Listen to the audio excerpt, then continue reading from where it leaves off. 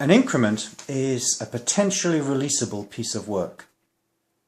A team will endeavour to produce an increment by the end of an iteration, which of course is time boxed to be of a certain length. Increments are closely associated with time boxing and with iterations. In fact, Agile development is sometimes referred to as being an iterative incremental way of delivering value. Now, an increment, in order to be potentially releasable, must satisfy a definition of done. So you can see that there are a number of patterns, a number of allied patterns that are associated with increments, and that's because an increment is pretty fundamental to most Agile methods.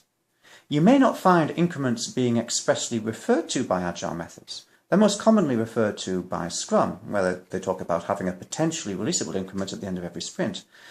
Kanban teams may seek to have continuous flow and continuous delivery, whereby each ticket that they action is put into production as soon as it is completed. It is not batched into anything like a sprint backlog as it would be in Scrum. Now, in that kind of a situation, having an increment can be pretty much almost invisible, because what's happening is each item itself becomes an increment.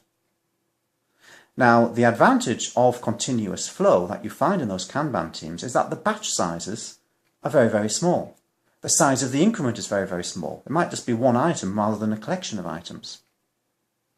Scrum, on the other hand, groups items together in order to meet sprint goals. So the size of an increment in Scrum can be much larger than it would be in Kanban. The batch size is much larger in Scrum, typically, than it is in Kanban, because of the need to satisfy a sprint goal, and because the work that has been encapsulated for that sprint is done so in the form of a sprint backlog, a comparatively large chunk of work compared to a single item that you would have in progress by a Kanban team. The advantage of having a Scrum increment is that it allows sprint goals to be met. A sprint goal can address a substantial piece of business risk, and that might be more appropriate than having a continuous flow of discrete small deliverables that you would have in Kanban, which might not in and of themselves deliver value.